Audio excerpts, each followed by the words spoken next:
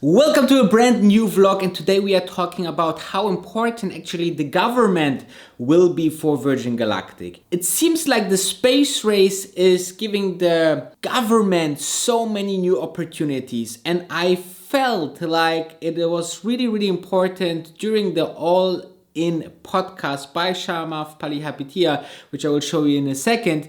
But what really is important that you follow me on Instagram, and also make sure to check out the below membership if you want, then you get access to the Discord chat and many other things. So it's very little money for huge value. So check it out. The Real Wolf gets you access to my Discord chat, and even the Ultimate Wolf tier will get you even one-on-one with me. So it's really interesting. Check it out, the join button below all the videos. Now, if we are talking about Virgin Galactic, I want to just show you how potential government contracts actually are. So therefore, we are diving into the Q1 earnings report, because while everybody was focused on when the test flight will happen, what was even more important was how much they will get for a test flight for such an experiments or payloads. Because think about it, they can fly people up, yeah, and it will be very expensive in the beginning, yeah,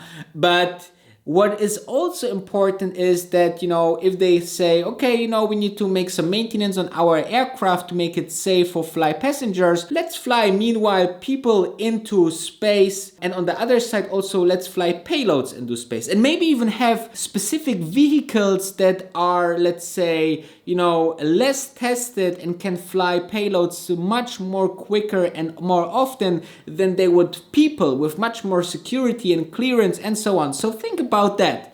And if you're thinking about that, we need to go to page number, what is that? I think it's 10, okay? Page number 10. Because if you see here what they wrote, it was like a financial strategy page, right? So aligning financial planning with operative objectives. Private astronaut market, this is something that didn't change that much. But then they said the following: microgravity research and professional astronaut training, introductory flight, first full revenue flight, $2 million total, which would be equivalent to $500,000 per seat equivalent. All right, so current pricing is $600K per seat equivalent. So you can see here that it's really important for Virgin Galactic to go that route. Okay, it's very easy money. And there was something very interesting by the All-In podcast that I really love to watch, where they describe the government as balance sheets for exactly those companies like SpaceX, like Blue Origin or Virgin Galactic. So have a look. How do you feel about the government funding this work, right? Because they're not doing the work, but it's the taxpayers' money that's going to SpaceX and others for contract services that ultimately fuels this innovation engine. Do you feel like this is a good role for government spending, is to kind of fuel the question for government as a policy matter is whether we want to go to space. And then the question is, how do we get there? I definitely believe that if we believe it's important to have a space station, to get to space, to kind of advance the frontiers of humankind, then it's a worthy program to fund. And then the question is, well, how do you get there? And I think, funding SpaceX and it's not funding, it's contracts with SpaceX to deliver the product is a much better idea than having the government trying to develop it itself. Right. Yeah, because those are milestone based with some level of competition. Even if people might complain about the bidding process, et cetera, the contract is for a duration of time and for deliverables. If the deliverables are not met or the contract expires,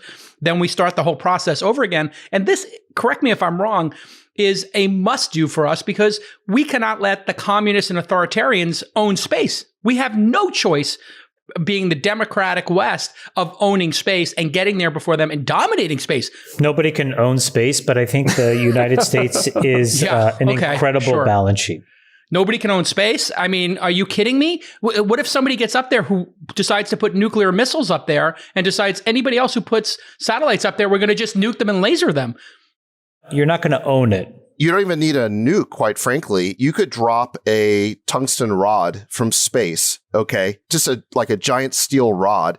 And by the time it hits the ground, it's going so fast that it basically can blow up or assassinate anybody. This is what the hell are the two of you? Have the two of you become? No, this is real. Like the two of you are like that, like B. Arthur and the Golden Girls. Jesus Christ! We're like the guys in the Muppets on the Rue McClanahan and B. Arthur here blathering on. No, the military applications of space are very important. Have you not seen the South China Seas? Have you not seen the Chinese putting rockets over Taiwan in military exercises?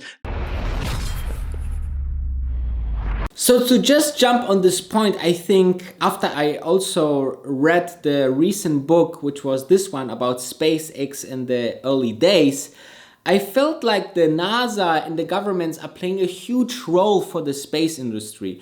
Not only they are one of the big funders, but in the end of the day, they are really opening a brand new field for those companies, okay? Because those companies are focused on primary other things, right? If you're thinking about SpaceX, it's more about making us interplanetary. Then you have Blue Origin that want to send up astronauts like similar to Virgin Galactic up there, and Virgin Galactic does the same. So you can see here, they are all focused mainly on something else, but then comes the NASA contract that SpaceX got, right, versus Blue Origin, where there was a little bit of drama because Blue Origin founder Jeff Bezos said, if you don't get this contract, it will be very hard to survive for such an important company, and so on and so forth. So you can see here that those important contracts by NASA are very, very important, and they spend up to $20 billion on different kind of things in the space industry. So a portion of that will go to these three companies only. Can you imagine what this is a potential for these companies? It's just three companies for now. Obviously, you have subcontractors and also other companies, but if NASA want to send up something into space, they will not go to international companies. They will go to US American companies. So they will say, okay, I want to go to a SpaceX or a Blue Origin or a Virgin Galactic and really work with these companies, because in the end of the day, it's also government's money that they try to keep as much as possible in the country itself. So I think it's a very good sign that the Italian Air Force is working already with Virgin Galactic towards the end of the year, because this is showing that international governments can use Virgin Galactic for their experiments. And now you might ask why exactly it's important for governments or other institutions, research institutions, scientists to go into microgravity. Well, there's a couple of reasons. First, they can work on experiments with our DNA, or for example, they can create very specific and